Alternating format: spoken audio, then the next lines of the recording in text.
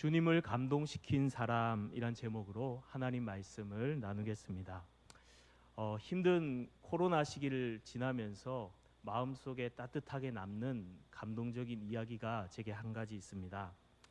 한 아버지가 아내와 사별을 하고 하나뿐인 어린 딸을 피부병이 걸린 이 딸을 키우고 있는데 코로나 때문에 그마저 다니던 직장도 잃게 되고 굉장히 어려운 가운데 생활하게 되었습니다. 그러던 중에 딸이 생일날이 되어서 아빠 피자 먹고 싶어 하는 거예요. 그런데 통장 잔고에 보니까 돈이 하나도 없는 겁니다. 그래서 평소에 주문하던 피자 가게에 전화를 해서 7살 딸을 혼자 키우는데 돈이 없어서 그러니까 피자 한 판만 보내주세요. 기초수급 받으면 바로 갚아드릴게요. 그렇게 전화를 하고 끊었습니다. 얼마 뒤에 피자가 딱 도착했습니다. 그런데 그 피자 위에 검은 글씨 매직으로 뭐라고 막 써 있는 거예요. 뭐라고 써 있냐 보니까 부담 갖지 마시고 따님이 또 피자 먹고 싶다고 하면 언제든 연락하세요 라는 글씨였습니다. 그것을 보고 아빠가 마음이 감동이 되었어요. 그래서 그 글을 한 방송사에 제보하게 되고 그 제보된 영상과 글을 본 많은 네티즌들의 마음이 또 감동되었습니다.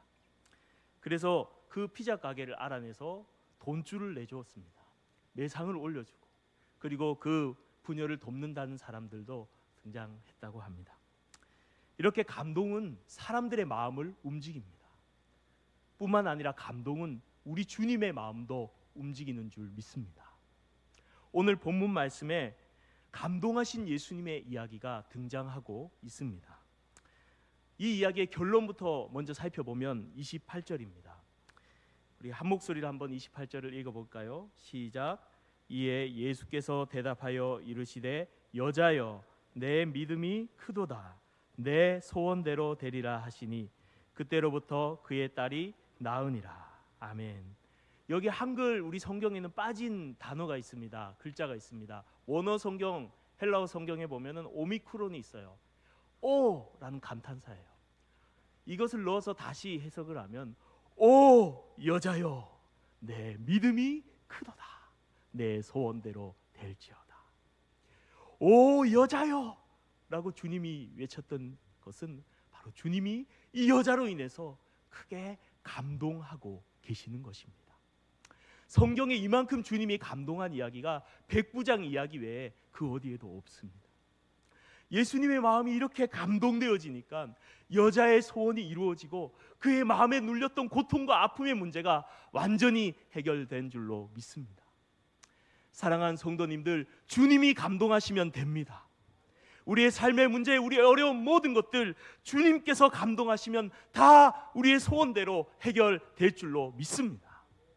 그러므로 주님을 감동시키는 성도님들이 되시기를 주님의 이름으로 축복합니다. 그러면 어떻게 해야 주님의 마음을 감동시켜 드릴 수 있을까요? 오늘 본문에 이 여자가 도대체 무슨 말을 했기에, 어떤 믿음의 모습을 보였기에, 어떤 행동을 했기에 주님의 마음이 감동하면서 내 소원대로 되어라 라고 말씀하셨을까요? 오늘 본문 속에 들어가서 함께 그 답을 찾아보도록 하겠습니다. 오늘 본문 21절에 보니까 이렇게 말씀합니다. 예수께서 거기서 나가사 두로와 시돈 지방으로 들어가시니, 거기는 갈릴리 지역이죠. 갈릴리 지역에서 물러나셔서 두로와 시돈 지방으로 갔습니다. 이 두로와 시돈은 유대 지역에서부터 50-60km 떨어진 이방 지역입니다. 이 시돈은 특별히 우리가 잘 아는 우상 숭배로 이스라엘을 오염시켰던 이세벨 여왕의 고향이기도 합니다. 이 완전히 이방 지역, 유대 지역에 있던 예수님이 왜 이방 지역으로 가셨을까요? 50-60km 떨어진 그 이방 지역까지 예수님이 도대체 왜 가셨을까요? 예수님의 사역 반경을 여러분 아시지만 유대 지역이었어요. 잘 벗어나지 않았어요. 그런데 이때는 특별히 이 유대 지역을 벗어나 이방 땅으로 가시는 것을 보게 됩니다. 표면적인 이유는 15장의 문맥에 보면 바리새인과의 충돌이 있었거든요. 정결법 때문에 압박이 거세어지자 주님은 한 발 물러나시면서 이방 지역으로 피하신 겁니다. 하지만 궁극적인 이유는 단지 피신이 아니라 누군가를 만나기 위해 가셨습니다. 그 사람이 누굴까요? 22절에 나옵니다. 22절 말씀을 읽겠습니다. 가나안 여자 하나가 그 지경에서 나와서 소리질러 이르되 주 다윗의 자손이여 나를 불쌍히 여기소서 내 딸이 흉악하게 귀신 들렸나이다 하되. 예수님께서 이방 땅에 들어가자마자 놀라운 일이 일어났어요. 놀랄 만한 일이 일어났어요. 한 여자가 갑자기 뛰어오더니 주 다윗의 자손이여 나를 불쌍히 여기소서라고 막 계속해서 소리치는 것입니다. 이방까지 피해 왔는데 또 주님을 향해 외치는 사람이 등장한 거예요. 이 여자, 그렇습니다. 예수님이 만나러 오신 여자는 바로 오늘 본문에 나온 가나안 여자 한 명입니다. 이 하나의 가나안 여인을 만나기 위해서 예수님이 이방 땅까지 가셨던 겁니다. 여기서 가나안이라는 표현을 하죠. 마가복음엔 스로보닉의 여인이라고 말하지만 이 가나안이란 표현은 구약적인 표현입니다. 이방인들을 말할 때 가나안이라고 말하죠. 절대 구원받지 못할 사람, 죽어 마땅한 사람, 정복해야 될 사람, 이방인, 그 표현을 여기 가지고 있어요. 이 여자는 이방인이라는 것입니다. 이 이방인 여자, 불결한 이 여자 하나가 주님 앞에 나와서 절박하게 외쳐요. 왜 외치는 것입니까? 그의 외침의 내용을 들어보면 내 딸이 흉악하게 귀신 들렸나이다.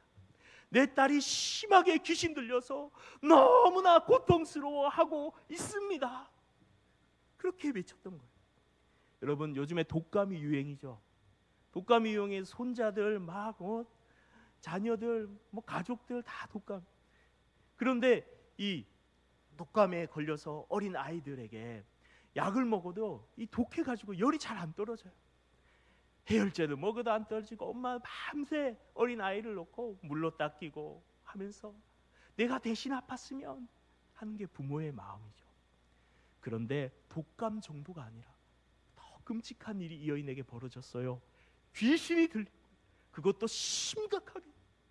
이 어미의 마음이 얼마나 무너졌습니까? 그래서 뭐라고 예수님께 말합니까? 나를 불쌍히 여기소서. 아니, 본인이 아픈 게 아니잖아요. 주여 딸을 불쌍히 여기소서 해야 되는데 딸이 아니라 주여 나를 불쌍히 여기소서. 왜 그렇죠? 딸의 고통이 자신의 고통이었기 때문에 주님 나를 불쌍히 여기소서. 그렇게 고통스러워하면서 절박하게 주님 앞에 외치고 있는 이 여인. 그런데 조금 더 봅시다. 이 여인의 고백이 예사롭지 않아요. 뭐라고 고백합니까? 이 여인이 이렇게 말합니다. 주 다윗의 자손이여 나를 불쌍히 여기소서. 주 다윗의 자손이여. 이 고백은요, 유대인들도 함부로 못하는 고백이에요. 바리새인들 하지 않아요. 정말 주님을 믿는 사람이 유대인 중에서도 고백하는 고백입니다. 메시아란 고백입니다. 그런데 이방 여인이 이 고백을 하고 있어요. 어떻게 된 일일까요? 소문을 들었어요. 아, 유다 지역에 메시아가 오셨는데, 하나님이 보내신 구원자가 오셨는데, 그가 참 다윗의 후손으로 올 왕으로 하나님 나라를 이루고 귀신을 쫓아내고 병든 자를 고치는 분이다. 그 소문을 듣고 이 여인이 이방인이라는 자기 한계의 선을 뛰어넘어서 유대 지역이라는 한계를 뛰어넘어 오신 주님 앞에 나아갔습니다. 그리고 믿음으로 고백하는 겁니다. 주 다윗의 자손, 참으로 내 딸도 능히 고치실 나의 구원자시여. 주님을 향한 믿음으로 절박하게 부르짖어 간구했습니다. 여러분, 얼마나 대단합니까? 이 정도 믿음의 고백을 했으면 주님이 그래 나 믿음대로 될지어다 아멘 나아라 이러고 집에 가라 이래야 되잖아요. 그런데 안 그래요. 오늘 본문 말씀에 보면 깜짝 놀라요. 23절 상반절 뭐라고 말합니까? 예수는 한 말씀도 대답지 아니하시니. 아니, 우리가 아는 주님은 이러실 분이 아니잖아요. 사랑하는 딸아 네 믿음대로 될지어다 이런 분인데 주님이 차갑게 아무 말도 안 하시는 거예요. 얼마나 상처가 돼요. 얘기를 해도 대답을 안 하면 상처가 돼요. 예수님이 부르짖었는데 대답을 안 하니까 얼마나 이 여인의 마음이 상처가 됐겠어요. 그런데 여기서 끝나지 않습니다.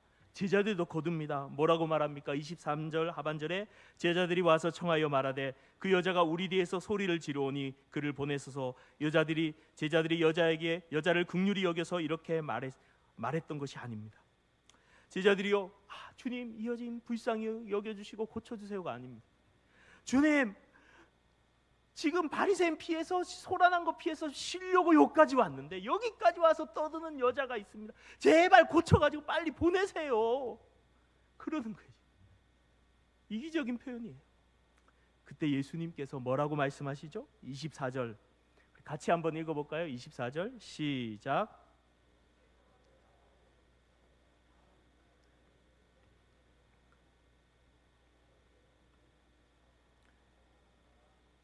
네, 이스라엘에 잃어버린 그 양 외에는, 이 유대인 외에는 나는 구원하러 오지 않았다 라면서 선을 다 그어버리신 이 여인이 옆에 있었어요.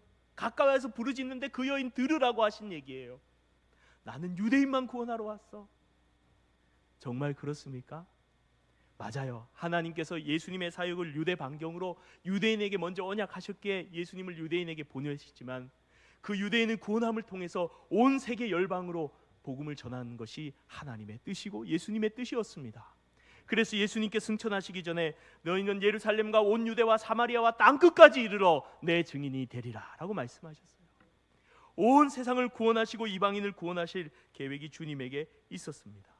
그럼에도 불구하고 주님은 왜 이렇게 차갑게 거절하시는 말씀을 하셨던 걸까요? 바로 이 여인을 테스트하시기 위함입니다. 더 믿음으로 이끌기 위함이었습니다. 여러분 어린아이 처음 걸음마 할 때 기억나세요? 어린아이 걸음마 할 때 한 발씩 걷기 시작할 때 어떻게 합니까? 손을 잡고 이렇게 세운 다음에 그 다음에 어떻게 해요? 손을 놓고 뒤로 물러납니다. 아이가 한 걸음 다가오면 또 뒤로 물러납니다. 왜요? 아이를 거절하는 겁니까? 아이를 싫어서 그렇습니까? 아니요. 아이가 한 걸음 내딛도록 훈련하기 위해서 뒤로 물러나는 것입니다. 우리 주님도 마찬가지. 이 이방 여인이 믿음으로 예수님 앞에 한 걸음 더 나오도록 주님은 일부러 한 걸음 뒤로 물러나셨던 겁니다. 그것이 침묵하셨던 이유고 거절하셨던 이유였던 것입니다. 여인이 드디어 주님 앞에 나왔습니다. 거절하신 주님 앞에 포기하지 않고 25절에 보니까 이렇게 말합니다. 여자가 와서 예수께 절하여 이르되 주여 나를 도우소서. 주님 앞에 납작 엎드립니다. 겸손히 엎드립니다. 종이란 뜻입니다. 주여 나를 도우소서. 그 거절 속에서도 끝까지 주님 앞에 엎드려 구합니다. 그런데 주님은 뭐라고 말씀하시죠? 26절에 보면 대답하여 이르시되 자녀의 떡을 취하여 개들에게 던짐이 마땅치 아니하니라. 무슨 말입니까? 식탁에 밥을 먹으려고 빵을 놔뒀는데 그 유대인들이 그 빵을 옆에 집에서 기르는 강아지한테, 자녀한테 주지 않고 강아지한테 던져주는 거 마땅치 않다. 굉장히 모독적인 말이죠. 지금 이 여인을 향해서 이 가난한 여인이라서 너 개다 이렇게 말한 거예요. 요즘 같으면 인터넷에 막 올라가고 댓글 달리고 난리 날 일입니다. 아니면 치워, 나 안 해. 자존심 상하지. 이러고 일어날 수도 있는 일입니다. 그러나 이 여인은 뭐라고 고백합니까? 27절 중요한 거 다 같이 한번 읽어볼까요? 27절 시작. 여자가 이르되 주여 올소이다마는 개들도 제 주인의 상에서 떨어지는 부스러기를 먹나이다 하니. 주님의 말을 재빨리 받았어요. 그러면서 말합니다. 주님 옳습니다. 저는 개입니다. 하지만 개들도 주인 상에서 떨어지는 부스러기를 먹습니다. 주님 저에게 부스러기 은혜라도 주시옵소서. 주 여인은 이러한 마음으로 주님 앞에 고백했던 것입니다. 주님은 그 모습을 보시고 비로소 오 여자여 내 믿음이 크도다 감동하시면서 내 소원대로 될지어다. 모든 고통과 아픔의 근본적인 문제가 해결되어졌습니다. 사랑하는 성도님들, 주님이 무엇에 감동하십니까? 바로 가난하고 절실하게 주님을 찾고 구하는 그 믿음을 하나님은 보시고 감동하시는 줄로 믿습니다. 우리도 마찬가지입니다. 주님 앞에 나아갈 때 때로 주님이 우리를 거절하신다고 느껴질 때가 있어요. 기도를 아무리 하려 해도 안 될 때가 있습니다. 저도 그럴 때가 있습니다. 하나님, 내가 너무 힘듭니다. 너무 상황이 절망적입니다. 주님, 너무 답답합니다. 주님, 영적으로 너무 메말라 있습니다. 주님, 불쌍히 여겨주세요. 도와주세요.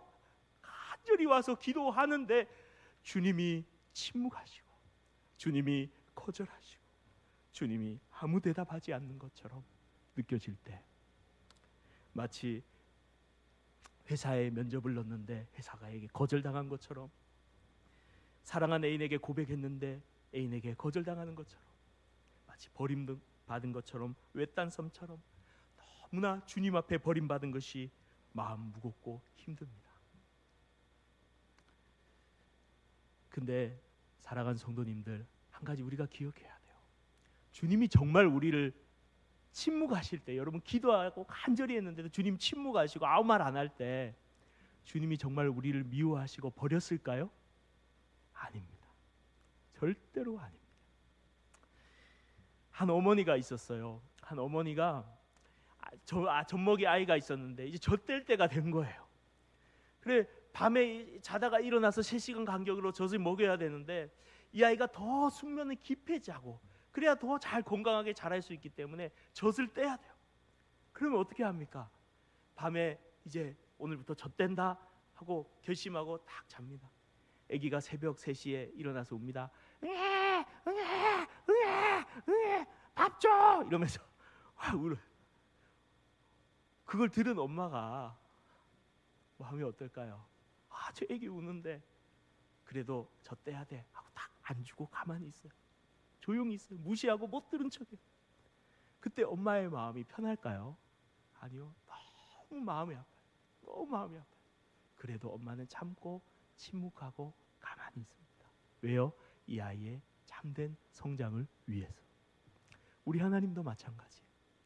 우리를 영적으로 더 깊이 다루시고 하나님을 향한 더 절실한 신앙과 더 겸손히 주님 앞에 엎드리는 하나님의 사람으로 우리를 빚어가시기 위해서 하나님은 때로 우리가 기도함에도 불구하고 침묵하시고 거절하시는 경우가 있습니다.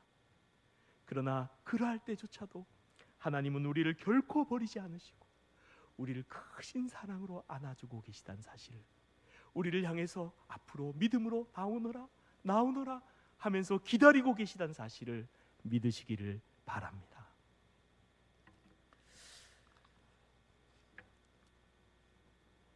또한 우리는 주님이 나를 절대 버리지 않았다는 이 사실과 함께 주님을 향해 절실하게 기도하며 간구해야 될 줄로 믿습니다.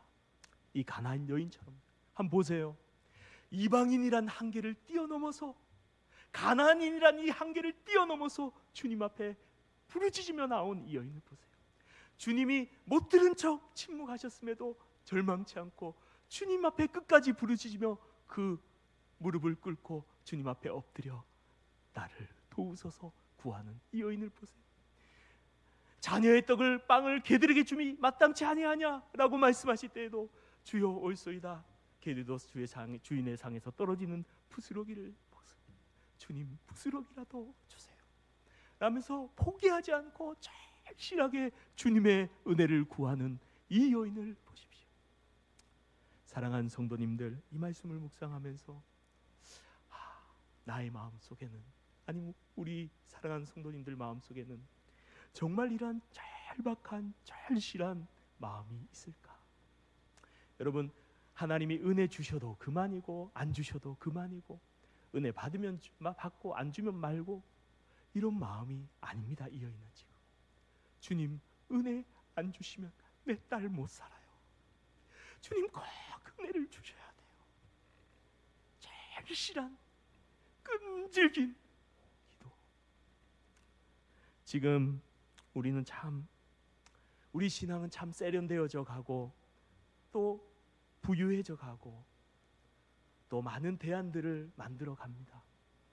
반면에 이전에 우리 믿음의 선배들이 가졌던 그 가난하고 절실한 마음은 많이 잃어가고 있다라는 생각이 들어요. 사랑하는 성도님들, 우리의 마음속에 주님 은혜가 아니면 살 수 없습니다 하는 이 절실함이 회복되기를 주님의 이름으로 축복합니다. 그리고 그 은혜를 주시기까지 이 여인처럼 간절하게 끈질기게 구할 수 있기를 주님의 이름으로 축복합니다. 얼마 전에 그 해운대 비축제 성탄절 이 사진 포토전이 쫙 있더라고요. 해운대 바닷가에 쉬는 날 밤에 우리 가족들을 데리고 간 적이 있습니다. 해운대를 정말 몇 년 만에 간지 모르겠어요. 그래서 비축제 트리 축제 사진을 찍으면서 기분 좋게 쫙 가고 있었어요. 근데 7살이 된 막내 녀석의 눈에 뭐가 들어왔어요. 딱 꽂혔어요. 뭐냐면은 바로 알록달록 맛있는 과일들을 딱 꽂아가지고 설탕에 딱 묻혀가지고 딱 굳힌, 딱 입에 넣으면 아사삭하면서 새콤함이 쫙 입안을 퍼뜨리는 탕후루. 이 탕후루를 본 거예요. 그래서 이 막내 녀석이 아빠 탕후루 사줘. 그래서 내가 예수님처럼 침묵했습니다. 근데 계속 따라오면서 아빠 탕후루 사줘, 아빠 탕후루 사줘, 아빠 탕후루 사줘. 제가 단호히 거절했습니다. 안 돼, 이빨 썩어. 그런데 이 녀석이 얼마나 끈질긴지 그 포토전 저 끝에까지 갔다가 다시 반 정도 돌아올 때까지 포기하지 않고 아빠 탕후루 사줘, 아빠 탕후루 사줘, 아빠 탕후루 사줘, 아빠 탕후루 사줘. 제가 항복했습니다. 항복. 그리고 사줘서 딱 들려줬는데 얼마나 맛있게 먹는지 보고 있는 제가 기분이 좋더라고요. 그런데 순간 딱 깨달아지는 거야. 아, 기도를 이렇게 해야 되구나. 한두 번 했다가 포기하는 게 아니야. 안 주면 죽을 것 같지. 주님의 은혜 없으면 나는 살 수 없어요. 하나님 은혜 주세요. 하나님 은혜 주세요. 하나님 은혜 주세요. 하나님 내 영혼이 메말라가요. 하나님 은혜 주세요. 간절하게 기도할 수 있기를 주님의 이름으로 축복합니다. 또한 이 가나안 여인은 참 겸손히 자신을 낮추면서 하나님의 은혜를 구했습니다. 하나님의 은혜는요 항상 낮은 곳으로 흘러가는 것 같아요. 우리 마음이 교만해지면요, 조금 우쭐해지면요, 조금 설교 잘한 것 같은데 저도 그런 마음 먹잖아요. 기도 안 돼요. 교만해지면 은혜가 안 돼요. 항상 여러분 은혜는 낮은 곳으로 흐름을 기억하시기 바랍니다. 주님 나는 아무것도 아닙니다. 주님 나를 불쌍히 여겨주소서 하는 사람에게 하나님의 은혜가 임할 줄 믿습니다. 어떤 목사님이요 청년 시절에 너무 은혜를 받고 싶은 거예요. 그래서 기도를 했어요. 그래서 규칙적으로 성경 공부를 하고 기도도 하고 예배의 자리도 앞자리에 앉고 수련회도 열심히 참석하고. 그런데 옆에 친구들 다 은혜 받는데 본인만 은혜 못 받는 거예요. 너무 하나님이 한테 섭섭했어요. 그러던 어느 날 성경을 읽는데 오늘 이 본문을 읽은 거예요. 가나안 여인의 기도. 그리고 하나님 앞에 나가서 이렇게 기도했습니다. 하나님 저를 외면하시고 거절하시는 것이 옳습니다. 저는 사람과 도움받기에 너무 자격이 없는 사람입니다. 하나님 그렇지만 저 같은 사람에게도 부스러기 은혜라도 주시옵소서. 그때 꽉 막혀있던 담벼락이 꽉 무너지는 것 같이 무너지면서 하나님의 은혜가 강력하게 이 목사님에게 임했대요. 여러분 우리도 하나님 앞에 이렇게 나가야 될 줄로 믿습니다. 하나님 저는 아무런 자격이 없는 자입니다. 주님 저는 죄인입니다. 제 안을 들여다보면 너무 더럽습니다. 주님 저를 불쌍히 여겨주십시오. 은혜를 베풀어 주십시오. 주님 나는 죄인의 중에 죄인입니다. 저를 용서해 주십시오. 제발 제발 내게 은혜를 베풀어 주십시오. 그렇게 겸손히 우리를 낮추고 하나님의 은혜를 간절히 구할 때 주님의 은혜가 우리 심령에 충만하게 임하게 될 줄로 믿습니다. 한 목사님의 신앙 에세이를 읽었는데 참 짧은 글인데 마음에 은혜가 되더라고요. 그거를 읽으면서 결론을 내리려고 합니다. 내용이 이렇습니다.